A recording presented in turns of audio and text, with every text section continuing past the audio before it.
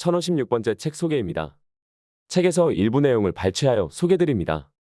책 제목, 자유로운 무삭제 완역본. 저자, 존 스튜어트 밀. 출판일, 2018년 6월 1일. 상상빌더 한 줄 요약. 자유에 관한 사상을 집대성한 자유론을 알자. 책 소개. 하버드대, 옥스포드대, 서울대 선정필독 고전. 자유론은 오늘의 시대정신에 꼭 맞는 책이다. 존 스튜어트 밀의 대표작인 자유론은 출간된 지 150년이 지났음에도 여전히 큰 사랑을 받는 책이다. 아니, 시간이 갈수록 더욱 큰 사랑을 받고 이 책의 가치는 점점 더 빛을 발한다. 이 책은 시민과 국가의 관계, 즉 시민의 자유가 어디까지 보장되고 국가의 간섭은 어디까지 미칠 수 있는지를 다루고 있다. 저자인 밀은 말한다. 개인의 자유는 자신의 사고와 말, 행위가 다른 사람들을 해치지 않는 모든 범위에서 절대적이다. 국가의 법률이나 일반적인 도덕적 판단은 개인의 자유를 제한해서는 안 된다. 밀의 주장을 정리하면 이렇다. 시민으로서 개인은 무한한 자유를 갖는다. 단, 다른 사람들에게 해를 끼치지 않는 범위에서 말이다. 국가는 그러한 개인의 자유를 제한하면 안 된다. 다만 개인이 다른 사람에게 해를 끼칠 때는 국가가 개인의 자유에 간섭할 수 있다. 그리고 국가는 개인이나 단체의 활동과 능력을 촉구하는 역할을 해야 한다. 그러나 국가가 그 역할을 제대로 수행하지 않거나 국가가 지신의 목적을 위해 개인을 억압할 때에는 국가의 역할은 축소되고 개인에 대한 국가의 간섭은 제한되어야 한다. 오늘 우리 사회에서는 개인의 자유와 자율에 대한 권리를 주장하는 목소리가 점점 커지고 있다. 그리고 개인의 자유에 대한 국가의 간섭과 억압을 점점 거부하고 있다. 자유론은 이러한 우리 상황에 굉장히 꼭 들어맞는 책이다. 이 책은 오늘 우리를 대신해서 국가를 향해 개인의 자유와 권리를 항변해 주기에 큰 사랑을 받을 수밖에 없다. 저자 소개. 지은이, 존 스튜어트 밀. 철학자. 저자 존 스튜어트 밀, 1806부터 1873. 영국의 철학자이자 경제학자인 밀은 1806년 스코틀랜드 출신의 철학자이며 경제학자였던 제임스 밀의 장남으로 태어났다. 그의 아버지는 아주 어릴 때부터 그에게 극도로 엄격한 조기 영재 교육을 시켰다. 그 결과 밀은 3살 때부터 그리스어를 배워서 8살에 헤로도토스와 플라톤의 저작들을 원어로 읽었다. 그리고 8살부터는 라틴어를 배워서 오비디우스 같은 라틴어 고전들도 읽었다. 12살부터는 스콜라 철학의 논리학을 공부했고 아리스토텔레스의 논리학 저작들을 원어로 읽었다. 13살 때는 애덤 스미스와 데이비드 리카도의 저작을 통해 정치경제학을 공부했다. 14살 때는 프랑스에서 1년을 지내면서 몽펠리에 대학에서 화학, 논리학, 고등수학에 관한 강의를 들었다. 17세 때인 1823년에는 영국 동인도 회사에 입사하여 아버지의 조수로 일했으며 그 후 1858년까지 재직하며 연구와 저술 활동을 병행하였다. 20살 무렵 그는 심각한 정신적 위기에 부딪힌다. 신경쇠약으로 우울증에 빠져 자살까지 생각했다. 하지만 밀은 윌리엄 워즈워스의 작품을 읽고 다시 재기하였다. 이때부터 그의 사상은 변하기 시작했다. 그는 엄격한 공리주의적 이성제일주의의 문제점을 깨달았고 사색과 분석뿐만 아니라 수동적인 감수성이 능동적 능력 못지않게 중요하다는 것을 인식하게 되었다. 이후 그는 애덤 스미스의 국부론을 비판하고 자본주의의 모순을 바로잡기 위해 제한적인 정부 개입을 옹호하는 경제학 사상을 주장하였다. 그리고 그는 사회주의 사상의 발달에 이바지하고 자유주의 정치 철학의 발전에도 크게 이바지하였다. 밀은 행동하는 사상가였다. 그는 사상에만 갇혀 있지 않았다. 1865년부터 1868년까지 세인트 앤드루스 대학의 학장으로 재임하였고 같은 기간 동안 런던 웨스트민스터에서 하원 의원으로 활동했다. 1866년 그는 하원 의원으로 헌정사상 최초로 여성 참정권을 주장했고 보통 선거권의 도입 같은 선거제도의 개혁을 촉구하였다. 또한 노동조합과 협동농장을 중심으로 한 사회개혁과 아일랜드의 부담 경감 등도 주장하였다. 주요 저서로 논리학 체계 1843, 정치경제학 원리 1848, 자유론 1859, 대의정치론 1861, 공리주의 1863, 자서전 1873 등이 있다. 책에서 얻은 내용. 모든 인간은 자유를 가질 권리가 있다. 모든 사람은 태어난 순간부터 자유를 갖는다. 가령 2사람 이상이 모이면 대화나 토론이 벌어진다. 이때 2사람은 각자 의견을 마음껏 제시할 수 있는 자유와 토론을 벌일 수 있는 자유를 갖는다. 또한 나라는 개인은 가정에서나 사회에서나 하고 싶은 일은 무엇이든 할 수 있는 자유를 갖는다. 이처럼 자유는 태어날 때부터 우리 각자에게 주어진다. 그러나 근대 이전에는 개인이 자유를 마음껏 누리지 못했다. 개인은 왕이나 귀족에게 종속되었다. 신분 사회에서는 완전한 자유를 누리지 못했다. 하지만 계몽주의와 시민혁명 등이 발생하면서 개인의 자유에 대한 인식 전환이 이루어졌다. 모든 사람에게는 자유를 누릴 권리가 있음을 깨달았고 마침내 그 권리를 찾았다. 하지만 오늘 우리는 여전히 자유를 얻기 위해 투쟁을 벌이고 있다. 우리는 중세와 비교하여 무한한 자유를 누리고 있음에도 왜 계속 투쟁하고 있는 걸까? 자유론 이 우리에게 던져주는 메시지. 자유론 이 출간된 때로부터 약 160년이 흘렀다. 과연 오늘날 우리 한국 사회는 존 스튜어트 밀이 제시했던 시민적 자유에 대해 진지하게 고민했던 적이 있거나 고민하고 있는가? 오늘날 한국 사회의 대중들이 생각하고 있는 자유보다 훨씬 더 자유로우면서도 진보적인 자유에 관한 이론을 제시했던 밀은 우리 사회에 어떤 메시지를 던져주고 있는가? 자유론은 시민과 국가의 관계, 즉 시민의 자유가 어디까지 보장되고 국가의 간섭은 어디까지 미칠 수 있는지를 다루고 있다. 저자인 밀은 말한다. 개인의 자유는 자신의 사고와 말, 행위가 다른 사람들을 해치지 않는 모든 범위에서 절대적이다. 국가의 법률이나 일반적인 도덕적 판단은 개인의 자유를 제한해서는 안 된다. 밀의 주장을 정리하면 이렇다. 시민으로서 개인은 무한한 자유를 갖는다. 단, 다른 사람들에게 해를 끼치지 않는 범위에서 말이다. 국가는 그러한 개인의 자유를 제한하면 안 된다. 다만 개인이 다른 사람에게 해를 끼칠 때는 국가가 개인의 자유에 간섭할 수 있다. 그리고 국가는 개인이나 단체의 활동과 능력을 촉구하는 역할을 해야 한다. 그러나 국가가 그 역할을 제대로 수행하지 않거나 국가가 지신의 목적을 위해 개인을 억압할 때에는 국가의 역할은 축소되고 개인에 대한 국가의 간섭은 제한되어야 한다. 오늘 우리 사회에서는 개인의 자유와 자율에 대한 권리를 주장하는 목소리가 점점 커지고 있다. 그리고 개인의 자유에 대한 국가의 간섭과 억압을 점점 거부하고 있다. 자유론은 이러한 우리 상황에 굉장히 꼭 들어맞는 책이다. 이 책은 오늘 우리를 대신해서 국가를 향해 개인의 자유와 권리를 항변해준다. 우리가 누리는 자유는 자유론에 빚지고 있다. 자유를 향한 우리의 투쟁은 미리 말한 개인의 자유의 한계선에 다다르기 위한 투쟁이라고 할 수 있다. 우리의 투쟁은 다른 사람에게 해를 끼치지 않는 한도 내에서 자유를 충분히 누리기 위한 몸부림이다. 그리고 개인의 자유에 대한 국가의 간섭을 최소화하기 위한 견제다. 우리는 자유를 누리고 있지만 이렇게 그 권리를 충분히 보장받기 위해 몸부림치고 있다. 말하자면 우리는 개인과 사회의 성장과 발전을 최대로 끌어올리기 위한 성장통을 겪고 있다. 얼마 되지 않는 작은 분량의 이 책을 읽고서 우리 자신과 우리 사회에 배어있는 독선과 독단 그리고 독재를 조금이라도 깨닫는다면 그것만으로도 개인과 우리 사회의 성장과 발전을 저해하는 독소를 조금이라도 제거하는 게 될 것이다. 그것은 이 책을 읽는데 들인 시간과 노력에 대한 충분한 보상이 될 것임은 두말할 필요가 없다. 책 속으로 추가. 개개인의 본성이 마음껏 꽃을 피우기 위해서는 서로 다른 사람들이 서로 다른 삶을 살도록 허용하는 것이 필수적이다. 개개인에게 그런 삶을 허용하는 수준이 높은 시대일수록 그 시대는 인류 역사에 뚜렷한 족적을 남기고 후대의 주목을 받을 수 있었다.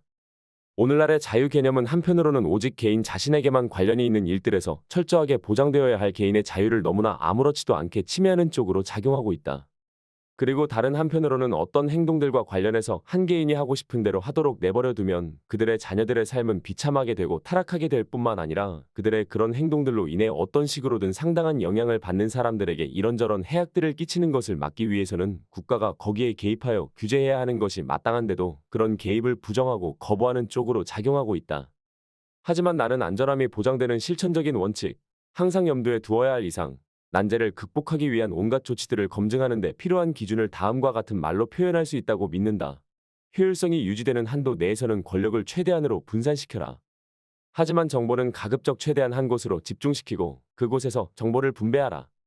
지배자들은 국민에 대해 실질적으로 책임을 지게 해야 하고 국민은 언제든지 지배자들을 쫓아낼 수 있게 해야 한다. 국민이 권력의 사용에 관한 모든 것을 정해놓을 수 있다면 지배자들에게 권력을 맡겨놓아도 안심할 수 있을 것이었다. 그들의 권력은 국민 자신의 권력인데 단지 사용하기 편리하도록 집약시켜서 그들에게 맡겨놓은 것일 뿐이었다. 다수파의 폭정은 그 밖의 다른 폭정들과 마찬가지로 처음에 공권력의 행사를 통해 행해졌고 지금도 여전히 사람들은 그것을 두려워한다. 그러나 이 문제를 깊이 숙고한 사람들은 사회 자체가 폭군이 되었을 때, 즉 사회가 자신의 구성원인 개개인들에게 집단적으로 폭정을 행할 때 그 폭정의 수단은 정치인들의 손을 빌려 행하는 것들에 국한되지 않는다. 사회는 자기 자신의 명령들을 집행할 수 있고 실제로 집행한다. 그런데 사회가 올바르지 않고 잘못된 명령들 또는 자신이 개입해서는 안 되는 일들과 관련된 명령들을 내리는 경우에는 그렇게 해서 이루어지는 사회의 폭정은 온갖 종류의 정치적 압제보다 더 끔찍하고 무시무시한 것이 되고 만다. 그 폭정은 통상적으로 정치적 압제에서와는 달리 극단적인 형벌들을 사용하지는 않지만 개개인의 삶의 모든 영역에 아주 깊이 파고들어서 개인의 영혼 자체를 예속시킴으로써 거기에서 벗어날 수 있는 길을 거의 남겨놓지 않기 때문이다. 사실 개인에 대한 정보의 간섭이 적절한 것인지 아니면 부적절한 것인지를 객관적으로 판별해내는데 사용할 공인된 원칙은 존재하지 않는다. 사람들은 자신의 개인적인 선호에 따라 결정한다. 어떤 사람들은 정부의 개입으로 좋은 결과가 생겨나거나 사회학이 고쳐질 것으로 보이는 경우에는 정부의 간섭을 촉구하고 나선다. 어떤 사람들은 인간의 삶에서 정부의 통제를 받는 영역이 하나 더 늘어나는 것보다는 차라리 사회학을 어느 정도 감수하는 쪽을 선호한다. 우리 자신의 이익을 우리 자신의 방식으로 추구해 나갈 수 있는 자유만이 자유라는 이름으로 불릴 자격이 있다. 육체적인 것이든 정신적인 것이든 영적인 것이든 자신의 건강을 지키는 일을 가장 잘 할 수 있는 사람은 자기 자신이다. 개개인들을 강제해서 인류의 이익이 되어 보이는 삶을 살아가게 하는 것보다는 개개인들이 그들 자신에게 이익이 되어 보이는 삶을 살게 하는 것이 인류에게 더 큰 이익이 된다. 온 인류가 한 사람을 제외하고 동일한 의견을 갖고 있고 오직 한 사람만이 반대 의견을 갖고 있다고 해서 강제력을 동원하여 그 한 사람을 침묵시키는 것은 권력을 장악한 한 사람이 강제력을 동원해서 인류 전체를 침묵시키는 것만큼이나 정당하지 못하다. 어느 한쪽이 다른 쪽보다 더 나은 주장이어서 단지 용납될 뿐만 아니라 적극적으로 장려되고 지지되어야 한다고 다수가 생각하더라도 또 다른 때와 장소에서 그 의견은 얼마든지 소수의 생각이 될 수 있다. 왜냐하면 둘 중에 어느 의견이든 정당한 대우를 받지 못해서 인간의 이해관계와 복리에서 소홀히 되고 결핍된 부분이 생기게 되면 그 부분을 대변하는 그 의견이 한동안 지배적인 의견으로 출현하게 되기 때문이다. 어떤 문제에 대해서 온 세상 사람들이 다 똑같은 의견을 가지고 있는데 오직 몇몇 사람들만이 다른 의견을 가지고 있다면 설령 다수의 의견이 옳은 경우에도 그 소수의 다른 의견 속에는 온 세상 사람들이 들어야 할 유익한 내용이 있다는 것은 언제나 거의 틀림없다. 그러므로 그 소수가 침묵하게 되면 인류는 진리의 일부를 잃어버리게 될 것이다. 인간의 정신적인 능력들 중에서 어떤 문제에서 진리인 부분과 오류인 부분을 가려내어 정확하게 판단할 수 있는 능력은 극히 드물고 각 사람은 진리의 오직 한 부분을 대변할 수 있기 때문에 진리의 각각의 부분들을 담고 있는 다양한 의견들을 주장하는 사람들이 존재하고 그들이 주장하는 진리의 각각의 부분들을 경청할 수 있는 환경이 마련되지 않는다면 사람들이 진리에 도달할 수 있는 가능성은 없다. 인간이 지금보다 훨씬 더 역량이 발전해서 지금처럼 진리의 한 부분만을 고집하는 것이 아니라 진리의 모든 부분들을 두루 인식할 수 있게 될 때까지는 서로 반대되는 의견들이 완전히 자유롭고 충분히 비교되고 토론되고 나서 그 결과로 이루어진 것이 아닌 의견의 일치는 도리어 바람직하지 않고 의견의 다양성은 인류 사회와 개개인에게 해악이 아니라 이득이다. 이러한 원칙들은 사람들의 의견만이 아니라 행동에도 그대로 적용된다. 존 스튜어트 밀과 자유론. 자유라는 말은 근대 시민사회가 형성되기 시작한 18세기 이래로 우리에게서 때려야 뗄 수 없는 단어가 되어버렸다. 밀이 자유론에서 지적하듯이 자유는 인간이 존재하기 시작한 때부터 언제나 문제가 되어왔다. 두 사람 이상이 모이면 거기에서는 필연적으로 자유와 관련된 문제가 대두되지 않을 수 없게 되기 때문이다. 이렇게 우리가 자유라고 하면 그것은 보통 사람들 사이에서의 자유, 즉 시민적이고 사회적인 자유를 의미한다. 두 사람 이상이 모이게 되면 사회가 형성되고 그 사회에서 사람들 간의 관계가 어떠한 것이든 개인의 자유와 그 한계에 관한 문제가 논의될 수밖에 없다. 물론 자유라고 할 때 그것은 인간의 본성론과 관련된 자유, 즉 인간 개개인은 그 자체로 과연 자유로운가 하는 의미에서의 자유를 가리킬 수도 있다. 이것은 철학이나 신학에서 의지의 자유 또는 자유의지라는 문제로 다루어진다. 하지만 존 스튜어트 밀은 이 책에서 시민적이고 사회적인 자유를 다루겠다고 공식적으로 천명한다. 그러면서 인류는 이제 다수 대중이 자유를 향유할 수 있는 시대인 근대가 도래했기 때문에 이 시민적 자유를 본격적으로 공론화할 때가 온 것이라고 선언한다. 자유론이 출간된 때로부터 160년이 흘렀다. 과연 오늘날 우리 한국 사회는 존 스튜어트 밀이 제시했던 시민적 자유에 대해 진지하게 고민했던 적이 있거나 고민하고 있는 것인가? 오늘날 한국 사회의 대중들이 생각하고 있는 자유보다 훨씬 더 자유로우면서도 진보적인 자유에 관한 이론을 제시했던 밀은 우리 사회에 어떤 메시지를 던져주고 있는 것인가? 1. 시대적 배경. 존 스튜어트 밀이 태어나서 활동하던 때는 섭정을 시작한 1811년부터 실질적으로 20년간을 통치한 조지 4세 제위 1820부터 1830년, 윌리엄 4세 제위 1830부터 1837년, 빅토리아 여왕 제위 1837부터 1901년 이 영국을 통치하던 시절이었다. 이 시기를 규정했던 사건은 산업혁명과 계몽주의라고 명명된 현상이었다. 산업혁명은 18세기 중엽 영국에서 시작된 기술혁신 그리고 거기에 수반하여 일어난 사회와 경제의 구조 변혁을 지칭한다. 계몽주의는 18세기에 프랑스와 독일을 중심으로 이성의 힘과 인류의 무한한 진보에 대한 신념으로 기존 질서를 타파하고 사회를 개혁하는 것을 목적으로 한 시대 사조였다.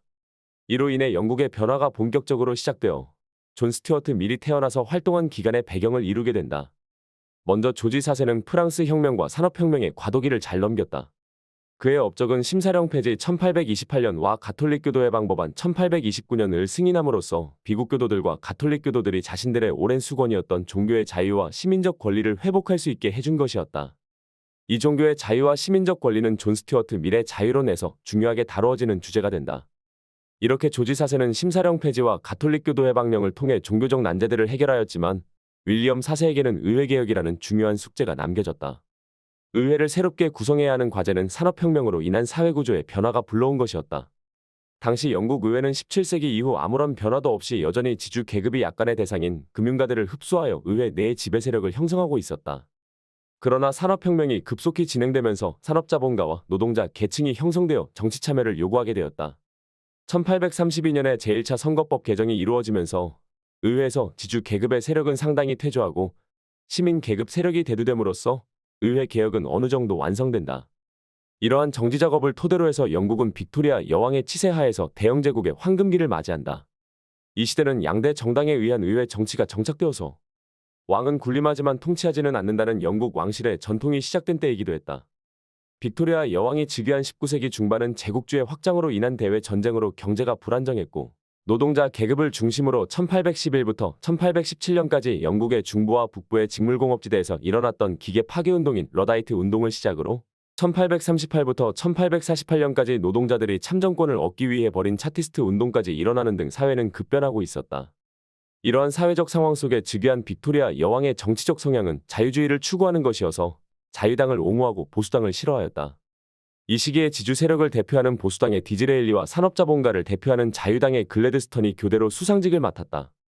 한편 19세기의 유럽에서는 철학 부문에서는 독일의 칸트와 헤겔의 관념론, 그리고 포이어바흐와 마르크스의 유물론, 프랑스의 오기스트 콩트의 실증주의, 영국의 제러미 벤담과 존 스튜어트 밀의 공리주의가 유행하였다.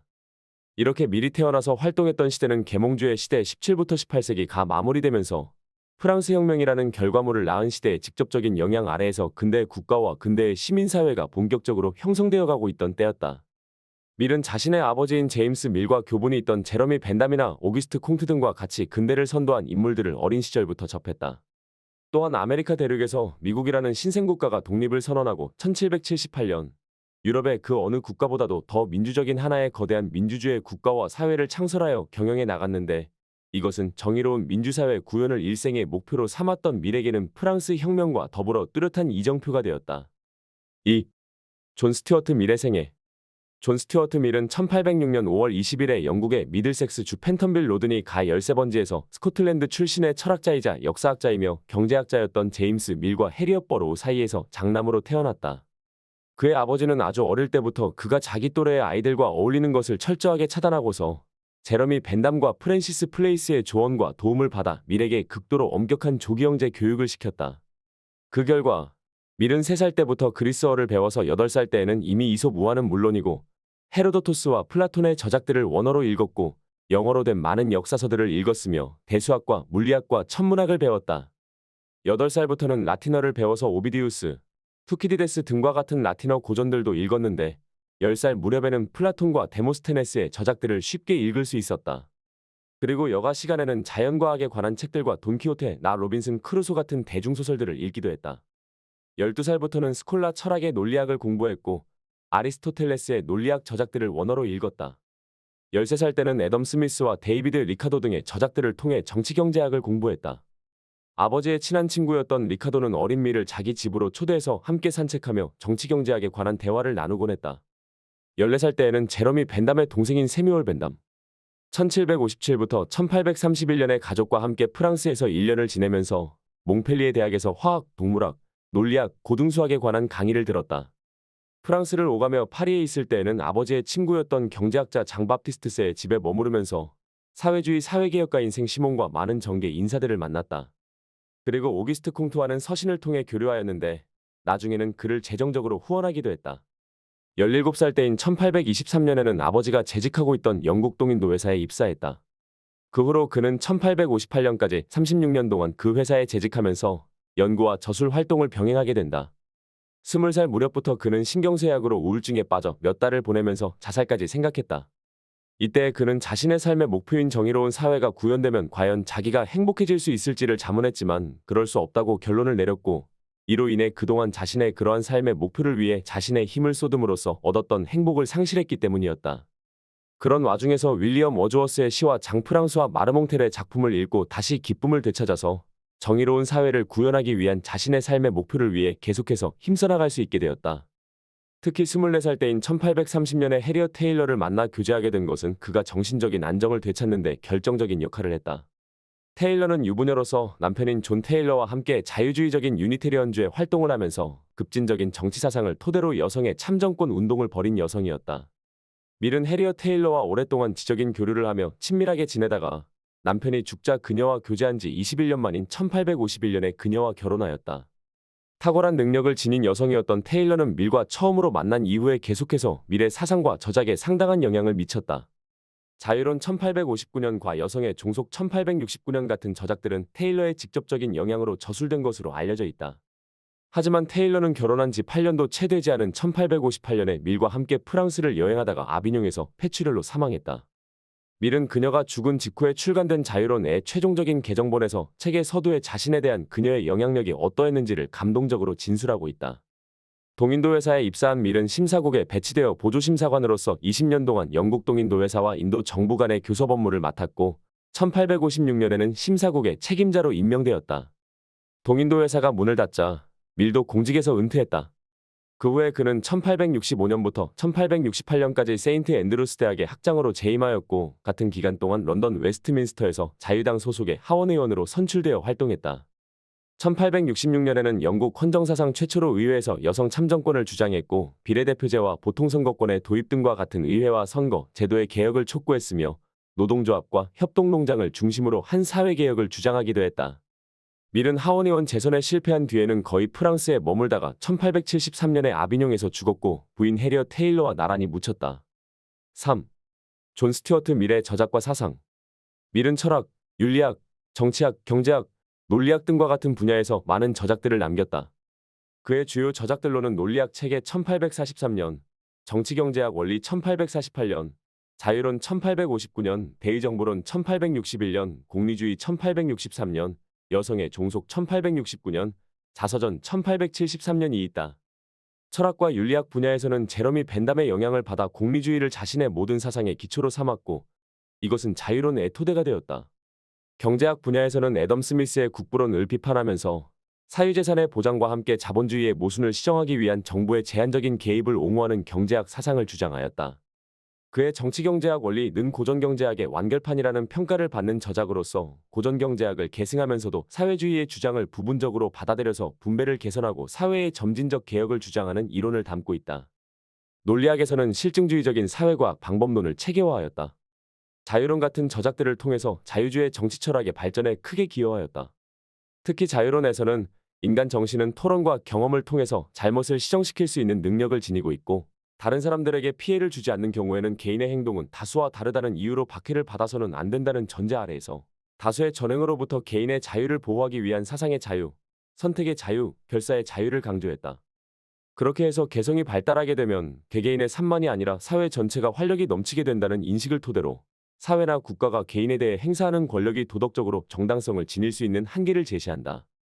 또한 현실 정치에도 참여해서 사회적 입법을 통한 개혁을 주장했고 특히 노동입법이나 단결권의 보호, 지대 공유 주장 등을 통해 민주주의적 정치 제도와 사유재산 보호라는 큰 틀 안에서 점진적인 분배의 평등을 강조하는 영국 사회주의 사상의 발달에 기여하였다.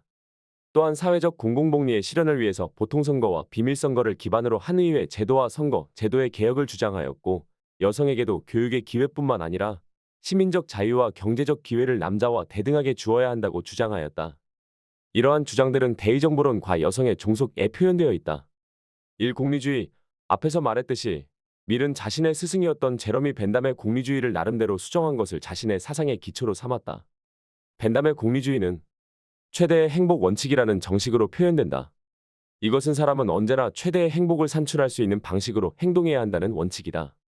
벤담은 모든 형태의 행복을 대등한 것으로 취급했던 반면에 밀은 쾌락의 질을 구분해서 지적이고 도덕적인 형태의 쾌락이 육체적인 형태의 쾌락보다 더 우월하다고 주장했다. 밀은 행복과 만족을 구별해서 행복이 만족보다 더 높은 가치를 지닌다고 하면서 그것을 다음과 같은 말로 표현했다. 만족한 돼지가 되기보다 불만족한 인간이 되는 것이 낫고 만족한 바보가 되기보다 불만족한 소크라테스가 되는 것이 낫다. 이렇게 밀은 행복의 질을 구별함으로써 도덕적 규범과 의무를 질적으로 더 높고 고귀한 성격을 지니는 행복 추구와 연결시킬 수 있었다. 이 경제적 민주주의, 밀의 초기의 경제 철학은 공리주의적인 근거 위에서 국가가 경제에 개입하는 것을 지지하기는 했지만 기본적으로 자유시장 원리를 옹호하는 것이었다. 하지만 나중에는 좀 더 사회주의적인 경향으로 기울어서 그는 자신의 정치경제학 원리 개정판에는 사회주의적인 관점과 원리들을 옹호하는 장들을 추가하였다. 밀은 자본주의를 주장하지 않고 그 대신에 자본주의적인 기업들을 노동자들의 협동조합으로 대체하는 것과 같은 방식의 경제적 민주주의를 주장했다. 이 책의 초판본이 1848년에 출간되었을 때는 이전 시대의 애덤 스미스의 국부론이 글했던 것처럼 그 시기의 모든 경제학 서적들 가운데서 가장 널리 읽힌 책들 중 하나였다. 이 책은 대학 교재로도 사용되어서 옥스퍼드 대학교에서는 1919년에 마샬의 경제학 원리로 대체될 때까지 표준 교과서로 채택되었다. 3. 정치적 민주주의. 정치적 민주주의에 관한 미래 주저인 대의정부론은 시민들의 광범위한 참여와 개화되고 유능한 통치자라는 두 가지 기본적인 원칙을 옹호한다. 이 두 가치는 분명히 서로 긴장관계에 있기 때문에 어떤 사람들은 그를 엘리트 민주주의자로 규정했고 어떤 사람들은 초기의 참여 민주주의자로 규정했다. 대중에 대한 불신으로 인해 그는 그 책의 앞부분에서는 엘리트들에게는 두 표의 투표권을 주는 것을 옹호하는 듯한 말을 하지만 나중에는 모든 시민이 한 표를 갖는 보통선거를 옹호한다. 그는 대중은 정치적으로 무능하긴 하지만 특히 지방자치 차원에서 정치에 참여할 기회가 주어진다면 그러한 무능력은 결국에는 극복될 수 있을 것이라고 보았다. 또한 그는 멜서스적인 인구론을 지지했다. 그는 인구라는 말을 오직 노동자 계층의 수를 가리키는 것으로 인식했기 때문에 임금을 받고 일하는 노동자의 수적 증가를 억제하는 데 관심을 가졌다. 노동자들이 기술 진보와 자본 축적의 열매를 향유하고 노동 조건이 개선되기 위해서는 인구 억제 정책이 필수적이라고 믿었다. 사여성의 해방. 밀은 여성 해방을 사회를 근본적으로 쇄신시켜줄 위대한 변화들 중 하나로 보았다. 이것과 관련된 그의 입장은 명확했다. 혼인한 당사자들 간의 평등은 인류의 일상생활을 도덕을 개발해 나가는 학교로 만들 수 있는 유일한 수단이고 인류는 오직 남성과 여성이 평등하고 대등한 관계로 살아가는 사회에서만 진정한 도덕적인 정서를 배울 수 있다. 남성과 여성이 대등하게 함께 살아가는 것이야말로 인간의 진정한 미덕이기 때문이다. 하지만 오늘날의 현실에서 가족은 독재를 배우는 학교이고 독재의 악덕을 길러내는 곳이다. 밀은 평등만이 미덕들과 능력들을 개발하는 것을 가능하게 해주기 때문에 여성도 남성과 동일한 자유를 누릴 수 있어야 한다고 말한다. 4. 자유론 읽기. 밀의 자서전에 의하면 그는 1854년에 처음에는 짧은 에세이로 자유론을 구상했다고 한다. 하지만 그 후로 그 글에 담긴 여러 가지 사상들을 전개해 나가는 과정에서 밀과 그의 부인 해리엇 테일러는 이 글을 확대하고 다시 써서 꼼꼼하게 수정했다. 밀이 우울증과 신경쇠약을 겪으면서 그리고 나중에 결국에는 결혼하게 된 해리엇 테일러를 만나면서 도덕적인 삶과 여성의 권리에 대한 그의 다수의 신념들은 변화를 겪었다. 그래서 밀은 자유론은 자기 이름으로 펴낸 그 어떤 글보다도 더 직접적으로 그리고 말 그대로 우리의 공동작품이었다고 진술한다. 그런데 최종적인 원고가 거의 완성되어 가던 1858년에 그의 아내 테일러가 프랑스 여행 중에 아비뇽에서 갑자기 폐출혈로 죽는다. 밀은 그 시점부터는 이 글을 수정할 수 없었고 그녀가 죽은 후에 그가 처음으로 한 일들 중에 하나는 그 책을 출간하여 그녀에게 헌정하여 그녀를 기리는 것이었다고 회상한다. 또한 밀이 자유론을 쓰는 데는 독일의 사상가 빌헬름 폰 훔볼트가 쓴 국가 활동의 한계라는 책이 많은 영향을 미쳤다. 1859년에 출간된 자유론 은공리주의와 더불어 밀의 두 권의 주저 중 하나다. 자유론을 읽을 때 미리 알아두면 읽어나갈 때 좋을 기본적인 개념과 사상을 간략하게 정리해보면 다음과 같다. 1. 자유가 주어져야 하는 근거로서의 효용. 밀은 제러미 벤담의 영향을 받은 공리주의자답게 효용을 제일의 가치로 삼는 공리주의를 자신의 기본적인 사상원리로 전제한다. 인간이 자유를 향유할 수 있어야 하는 이유는 그것이 곧 최대의 효용을 얻는 것이기 때문이다. 인간은 자유가 주어졌을 때 자신에게 천부적으로 주어진 모든 재능을 완전히 꽃피워서 인간으로서의 성장과 발전을 최대한으로 이루어낼 수 있다. 인류라는 것도 결국에는 개개인의 집합이기 때문에 개인이 최대의 성장을 이루어내는 환경을 조성해줄 때에만 가장 발전할 수 있다. 이 인간의 불완전성을 보완하는 것으로서의 자유, 다음으로 밀은 개개인에게 자유가 주어져야 하는 이유를 인간의 불완전성에서 찾는다. 한 개인의 의견과 행동이 아무리 옳다고 할지라도 거기에 진리의 모든 것이 다 담겨 있을 수는 없다. 아무리 옳은 것이라고 할지라도 거기에는 틀린 것이 있고 아무리 틀린 것이라고 할지라도 거기에는 옳은 것이 있다. 그렇기 때문에 모든 개개인에게 의견을 표현할 수 있는 사상의 자유와 자신의 의견을 거리낌 없이 표현하고 토론할 수 있는 표현의 자유가 반드시 필요하다. 이런 자유들을 허용하지 않는 것은 어떤 개인이나 집단이 절대로 틀릴 수 없다는 것을 전제하는 것이고, 그것은 독단이자 독선이며 독재다. 따라서 어떤 의견이 아무리 틀리고 사회의 상식에 어긋나는 것이라고 할지라도 그 의견을 표현하고 토론하는 자유를 막는 것보다도 허용하는 것이 사회에 더 큰 이득이 된다. 3. 사회적 행위가 아닌 모든 개인의 행위에 주어져야 하는 자유. 따라서 밀은 다른 사람들에게 직접적으로 영향을 미치지 않는 모든 행위는 개인의 자유의 영역이라고 규정한다. 반면에 다른 사람들에게 영향을 미치는 영역은 사회적 행위에 속하기 때문에 사회나 정부는 그러한 개인의 행위에 개입할 수 있고 개입해야 한다. 하지만 밀은 다른 사람들에게 끼치는 영향을 판단할 때 오직 직접적인 영향만을 따지고 간접적인 영향을 따져서는 안 된다고 말한다. 예컨대 어떤 사람의 행동이 다른 어떤 사람들에게 직접적인 피해를 주지는 않지만 기분을 상하게 하는 것인 경우에는 전자의 자유가 후자의 간접적인 피해보다 우선한다고 본 것이다. 4. 인간 자신과 인류 발전을 이끌 원동력으로서의 개개인의 개성. 밀은 모든 개인에게 자유가 허용될 때에만 개개인이 고유하게 지니고 있는 개성이 온전히 발현되고, 이 무수한 개성들이 의견의 표현과 토론을 통해 함께 어우러질 때만이 개개인과 인류 사회는 발전하게 된다고 말한다. 사회나 국가는 일반적으로 옳다고 여기는 것들을 목표로 설정해서 시민들과 국민이 일치단결해서 그 목표를 향해 힘차게 나아가는 것을 선호하는 경향이 있다. 하지만 그렇게 했을 때에는 그 목표가 아무리 좋고 참된 것이라고 할지라도 그 속에는 여전히 독선의 요소가 자리 잡고 있기 때문에 그 부작용과 역작용으로 인해 결국에는 그런 개인과 사회와 나라의 발전은 가로막히게 되고 만다. 개성은 겉보기에는 사람들을 분열시키는 것처럼 보이지만 사실은 자유로운 토론 속에서 개성이 극대화될 때에만 개인과 사회는 그런 부작용을 제거하고 역동적으로 발전해 나갈 수 있다. 5. 개인의 자유를 제한하는 원리로서의 해악. 자유를 허용해야 하는 원리가 효용이라면 개인의 행동이 사회에 영향을 미칠 때 그 행동을 제한하는 원리는 해악이다. 다른 사람들에게 피해를 주는 것은 사회적 해악이 되는데 이러한 해악을 방치하게 되면 사회 전체의 효용이 훼손되고 발전은 저해된다. 따라서 사회나 정부는 적절한 개입을 통해 그러한 해악을 규제함으로써 사람들과 사회의 발전을 저해하는 요인을 제거해야 한다. 6. 자유를 배워나가는 훈련으로서의 자치. 밀은 사람들에게 시민적이고 사회적인 자유가 주어졌을 때에도 사람들은 각자의 역량에 따라 그 자유를 누릴 수 있는 정도가 달라진다고 말한다. 이것은 어린아이에게 자유를 주어도 자유를 제대로 활용할 수 없는 것과 같다. 그래서 자유를 향유하기 위해서는 일정 정도의 지적 역량을 갖추어야 한다고 말한다. 인류 사회가 근대에 들어와서야 비로소 그런 지적 역량을 갖추게 된 것과 마찬가지로 한 개인의 경우에도 그런 지적 역량을 갖추어야 한다.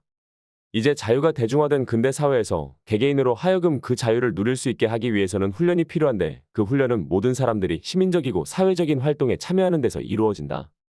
권한이 비대해진 정부는 독재의 경향을 띠게 되고 시민이나 국민은 종속되고 자유는 제한된다.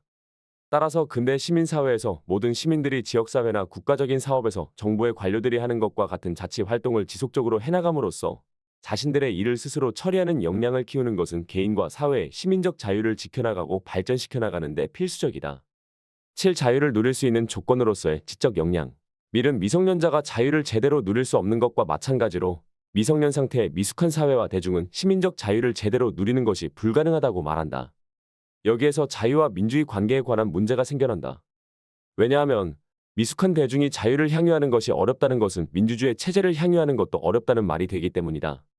하지만 이러한 논리는 독재와 독단을 합리화하는 근거가 될 수 없고 도리어 앞에서 말한 자치와 사회 차원의 자유로운 교육을 통해 미숙한 사회와 대중이 성년 상태로 성장하고 발전할 수 있게 하는 것이 정부와 통치자의 소임이라는 것을 일깨워주는 것일 뿐이다. 밀은 기본적으로 인류 사회가 자유를 누릴 수 있는 조건인지적 역량. 이 역사 속에서 계속해서 발전해왔다고 보고 근대 사회에 이르러 인류가 성년기로 접어들었다고 본다. 5. 맺는 말. 존 스튜어트 밀은 인류 역사상에서 시민적 자유가 본격적으로 시작되던 근대라는 자신의 시대 속에서 보고 느끼고 깊이 성찰한 것들을 종합해서 자신의 자유론에서 시민적 자유에 대한 이러한 기본 사상과 개념들을 자세하게 설명하고 논증한 후에 그 구체적인 예들을 제시해 나간다. 앞에서 말했듯이 자유는 인간의 자유라는 본성적인 측면과 시민으로서의 자유라는 사회적인 측면을 둘 다 지니고 있다. 기독교와 그 토대의 선 철학들은 오랜 세월 동안 인간의 본성적 자유에 대해 말해왔고 인간의 본성은 근본적으로 자유롭지 못하고 스스로의 힘에 의해서 자유롭게 될 수도 없다고 말해왔다. 기독교가 지배하고 있던 근대 이전에는 자유에 관한 그런 논의가 일반적인 것이었다. 반면에 마르크스는 인간의 본성은 물질적 토대에 의해 규정된다고 말하는 유물론적 변증법에 입각해서 생산력의 극대화를 통해 그 상부 구조인 시민적 자유가 얻어질 때 인간은 본성적으로도 자유롭게 된다고 말함으로써 일원론적인 자유 개념을 발전시켰다. 인류 사회의 경제력이 극대화되는 공산 사회에서는 인류 개개인은 본성적으로도 지극히 선하고 참된 존재들이 될 수 있다는 것이다. 하지만 존 스튜어트 밀은 그런 철학적 토대들을 논외로 하고서 현실에서의 인간의 불완전성을 전제한 가운데 시민적 자유에 대한 논의를 전개해 나간다. 이것은 밀의 성향이 실용적이고 실천적임을 보여준다.